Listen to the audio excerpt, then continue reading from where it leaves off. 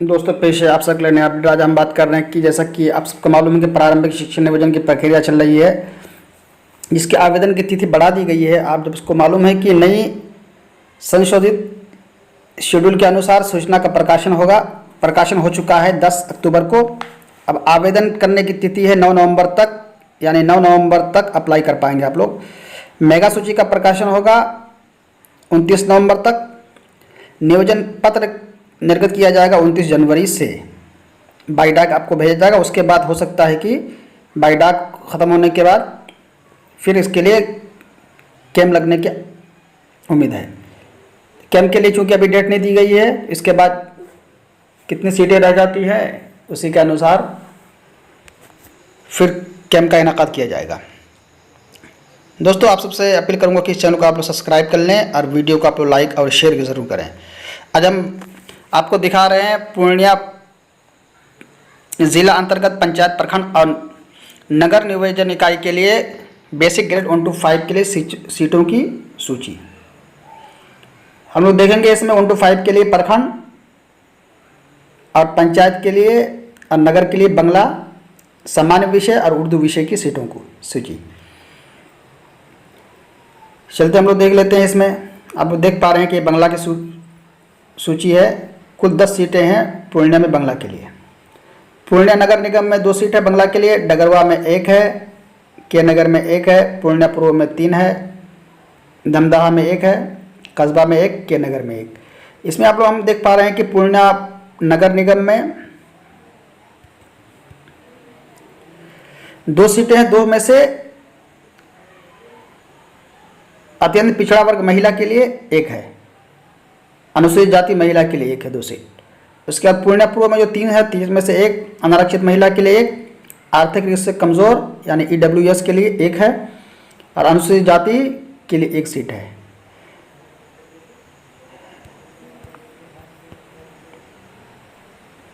इसके बाद हम लोग देखेंगे 1 to 5 बेसिक ग्रेड के लिए सामान्य विषय के लिए कितनी सीटें हैं। जैसे कि हम लोग देख पा रहे हैं कि बनमनखी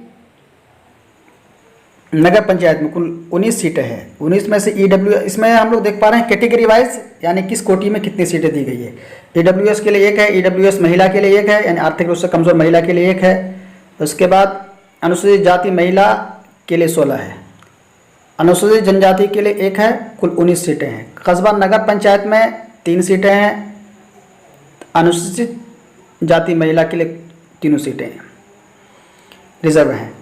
पूर्णिया नगर निगम के लिए कुल 34 सीटें, 34 में से आर्थिक रूप से कमज़ोर वर्ग के लिए 2 सीटें हैं, कमज़ोरों को महिला के लिए 3 है, अत्यंत पिछड़ा वर्ग महिला के लिए 1 है। उसे SC के लिए 7 है, SC/F के लिए 19 है, महिला रिजर्व के लिए 1 सीट है। अमौर प्रखंड में हम देखेंगे 26 सीटें हैं, 26 में से 1 EWS के लिए, EWS महिला के लिए 1 है, 3 है EBCF के लिए, उसका SC के लिए 7 है, SC/F के लिए 13 है। बैसा के हम देखें, बैसा में कुल 34 सीटें, 34 में से अनारक्षित महिला के लिए 1 है, EWS के लिए 2 है, EWS महिला के लिए 2, EBCF के लिए 3, SC के लिए 8 सीटें हैं, SC/F के लिए 16 सीटें हैं, ST के लिए 1, महिला रिजर्व फीमेल रिजर्व के लिए 1 सीटें हैं। दोस्तों अब की मरतबा हमको ये समझ में नहीं आ रहा है कि किस तरीके से इन सीटों को कैटेगरी वाइज किया गया है, इसलिए कि हम देख पा रहे हैं कि अनारक्षित में सीटें बहुत कम है, उसके अलावा BC में भी सीटें कम है। इस तरह से चूँकि इस अनारक्षित और BC वगैरह के कैंडिडेट ज़्यादा होते हैं, तो इस तरीके से वैकेंसी ख़त्म होने के बाद भी सीटें फिर वैकेंट रह जाती हैं, इसलिए कि जिस कैटेगरी में सीटें ज़्यादा दी गई है उसके कैंडिडेट कम मिलते हैं। अब इसके संबंधित विभाग ये कह सकता है कि इस तरीके से इसे डिवाइड किया गया है। चलते हम लोग देख लेते हैं। 22 में सामान्य में प्रखंड में 0 सीटें दी गई है, 1 भी सीट नहीं है। बनमनखी में 187 सीट है। तो आप लोग जो कैंडिडेट हैं, अभ्यर्थी अप्लाई करना चाहते हो, लोग देख ले कि कहाँ पर जितनी सीटें हैं चांसेस ज़्यादा है, आप किसी कैटेगरी से आपका संबंध है, उसी के हिसाब से आप वो अप्लाई करें। ओल झोल अप्लाई करने से इसमें कोई फ़ायदा नहीं। तो दोस्तों आप सबसे अपील करूंगा कि उस वीडियो को आप लोग लास्ट तक देखें ताकि कुछ सीखने को मिले। इसमें आरक्षित महिला के लिए हम देख पाए 51 सीटें हैं और अनरिजर्व मेल के लिए एक भी सीट नहीं है। ईडब्ल्यूएस के लिए 9 है, ईडब्ल्यूएस महिला के लिए 9 है, ईबीसी महिला के लिए 30 है, एससी के लिए 33 है, एससीएफ के लिए 43 है।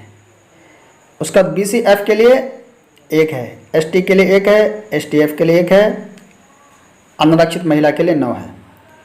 बी कोटू प्रखंड में 195 सीटें हैं, अनारक्षित महिला के लिए 63। आपकी मरता महिलाओं के लिए बहुत ज़्यादा चांसेस है, उनके लिए सीटों के बाहर ही बाहर है, लेकिन जो जेंट्स कैंडिडेट है मेल के लिए कुछ नाउमीदी है उनके लिए।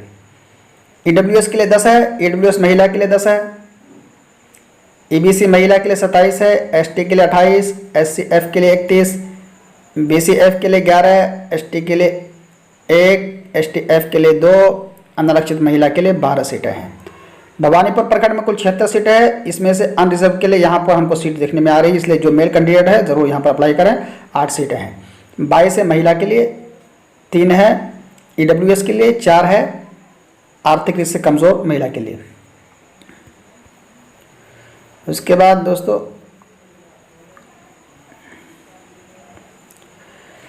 नौ सीट है ईबीसीएफ के लिए, एसटी के लिए, एससी के लिए 10 है, एससीएफ के लिए 12 हैं, 6 है बीसीएफ के लिए, 2 हैं।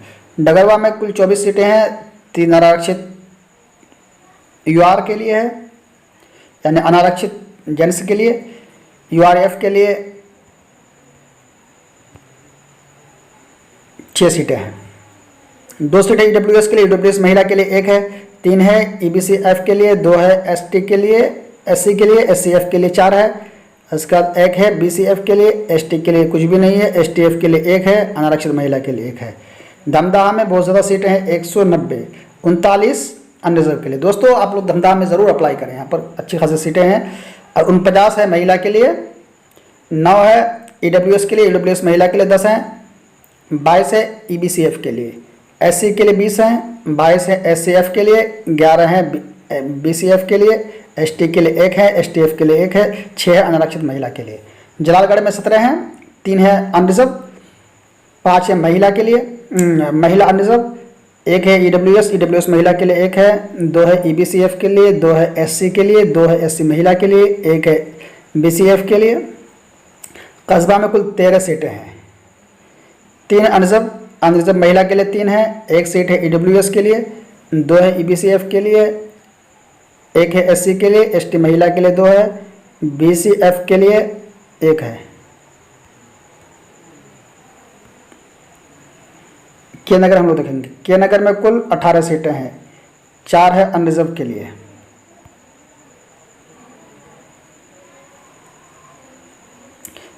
तीन है महिला अनरिजर्व के लिए, 1 है ईडब्ल्यूएस के, ईडब्ल्यूएस महिला के लिए 1 है, 1 है ईबीसीएफ के लिए, एससी के लिए 1, एससी महिला के लिए 2 है, 1 है बीसीएफ के लिए, 1 है एसटीएफ के लिए, 2 है अनरिजर्व। पूर्णियापुर में 21 सीटें हैं, 21 में से आपको 4 है अनरिजर्व के लिए, 6 है अनरिजर्व महिला के लिए, 1 है ईडब्ल्यूएस, ईडब्ल्यूएस महिला के लिए 1 है, 2 है ईबीसीएफ के लिए, 3 है एससी के लिए, 1 है एससीएफ के लिए, 2 है बीसीएफ के लिए। रुपौली में 170 सीटें हैं, 35 है अनरिजर्व के लिए, 42 है अनरिजर्व महिला के लिए, 9 है ईडब्ल्यूएस, 8 है अनरिजर्व ईडब्ल्यूएस, 9 है ईडब्ल्यूएस महिला के लिए, 19 है ईबीसीएफ के लिए, अत्यधिक पिछड़ा वर्ग के लिए 19, 18 है एससी के लिए, एससीएफ के लिए 20 है, उसके बाद बीसीएफ के लिए 11 है, 1 है एसटी के लिए, एसटीएफ के लिए 1 है, अनरिजर्व महिला के लिए 6 है।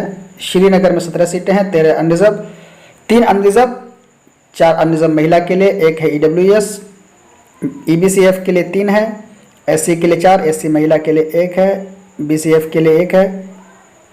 तो दोस्तों ये था सीटें हम लोगों का प्रखंड वाइज और नगर निगम वाइज। तो हम लोग देख पा रहे हैं यहाँ पर अनरिजर्व खासकर कैटेगरी के चूँकि ज़्यादा कैंडिडेट है, तो मैं बताना चाहूँगा कि आप लोगों के लिए ज़्यादा चांसेस कहाँ पर है।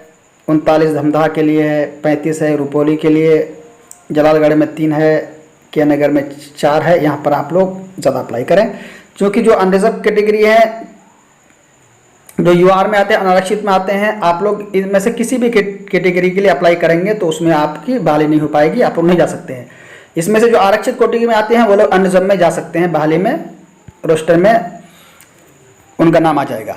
लेकिन जो अनरिजर्व हैं यूआर हैं, आप लोग इसमें से किसी भी सीट के लिए हकदार नहीं होंगे, ना ही आपको उसमें शामिल किया जाएगा। और उसके अलावा जो लोग महिला है अनरिजर्व, वो लोग देख लें कि आप लोग बनमनखी में अप्लाई कर सकते हैं, बीकोटी में अच्छी सीटें हैं, भवानीपुर में अच्छी सीटें हैं, उसके बाद धमधा में 49 सीटें हैं, रुपौली में 42 सीटें हैं। उसके अलावा यहाँ भी देख सकते हैं आप लोग, बीकोटी में अनरिजर्व महिला में 12 सीटें हैं, इस पर कोई नहीं आ सकता है जेंट्स, 6 सीटें हैं रुपौली में।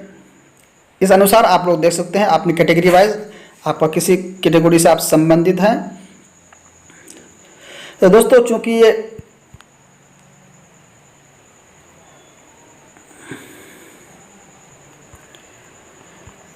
पूरा पढ़ के सुनाना बहुत मुश्किल है, वीडियो भी काफ़ी लंबी हो जाएगी, इसलिए मैं आप सबसे कहूँगा कि आप लोग इसको चाहते हैं तो आप लोग या तो कमेंट बॉक्स में कमेंट करें, मैं वहाँ पर इसका लिंक दे दूँगा, या फिर आप लोग डिस्ट्रिक्ट के ऑफिशियल वेबसाइट में जाकर के पूर्णिया.nrc.in पे जाकर के इसे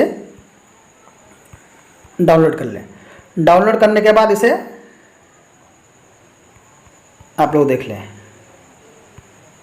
तो दोस्तों साथ में मैं आप लोगों को दूसरी वीडियो में बताऊंगा कि पंचायत में उर्दू सीटें कितनी हैं, उसको हम लोग डिस्कस करेंगे। थैंक्स, आप सबका शुक्रिया।